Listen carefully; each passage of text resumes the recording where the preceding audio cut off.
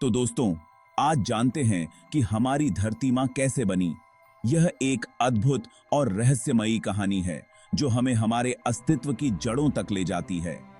ये कहानी बड़ी ही रोमांचक है।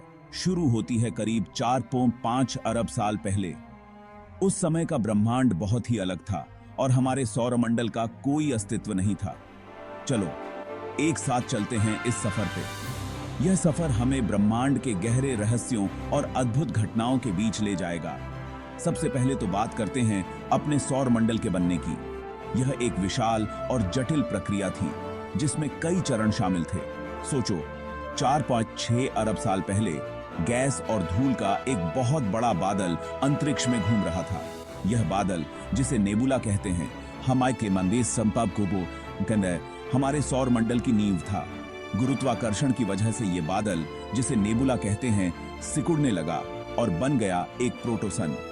यह प्रक्रिया लाखों सालों तक चली। धीरे धीरे प्रोटोसन बड़ा होकर बना हमारा चमकता हुआ सूरज।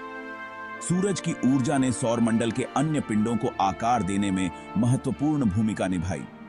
सूरज के गिर्द धूल और गैस के कण घूमते घूमते आपस में टकराने लगे, चिपकने लगे। इन टक्करों से छोटे छोटे पिंड बने।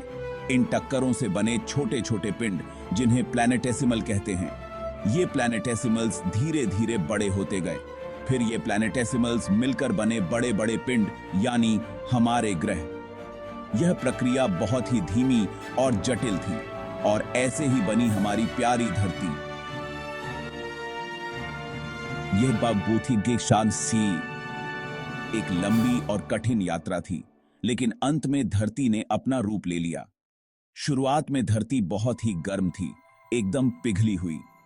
यह एक विशाल आग का गोला था जिसमें जीवन की कोई संभावना नहीं थी। समय के साथ यह ठंडी होने लगी और ऊपर बनी सख्त परतें।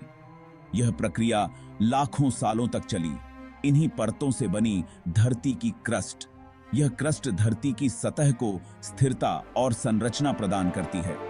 इसके बाद बना हमारा वायुमंडल। वायुमंडल ने धरती को जीवन के लिए अनुकूल बनाने में महत्वपूर्ण भूमिका निभाई। ज्वालामुखी फूटने लगे, धुआं और गैसें निकलीं, जो मिलकर बनी एक मोटी हवा की चादर। यह चादर धरती को सूर्य की हानिकारक किरणों से बचाती है। इसी वायुमंडल ने धरती पर लाए वो जरूरी तत्व जिनसे बना जीवन। जीवन के लिए आवश्यक तत्व जैसे कार्बन, हाइड्रोजन, नाइट्रोजन और ऑक्सीजन इसी वायुमंडल से आए। धरती पर पानी का आना भी बहुत बड़ी बात थी। पानी जीवन के लिए सबसे महत्वपूर्ण तत्व है। ऐसा माना जाता है कि धूमकेतु और एस्ट्रॉइड्स के टकराने से धरती पर आया पानी। ये टक्करें धरती के इतिहास में महत्वपूर्ण मोड़ साबित हुईं। धीरे धीरे बने पानी के भंडार, बने महासागर, और इसी पानी से पैदा हुआ जीवन। महासागरों ने जीवन के विकास के लिए एक सुरक्षित और पोषक वातावरण प्रदान किया। इस पूरे सफर में धरती ने बहुत उतार चढ़ाव देखे, लेकिन हमेशा खुद को संभाल लिया। धरती की यह यात्रा हमें सिखाती है कि कैसे कठिनाइयों के बावजूद जीवन आगे बढ़ता है। तो ये थी हमारी धरती के बनने की कहानी। यह कहानी हमें हमारे अस्तित्व की गहराइयों तक ले जाती है, एक नेबुला से लेकर एक जिंदा जागता ग्रह बनने तक। यह यात्रा अद्भुत और प्रेरणादायक है।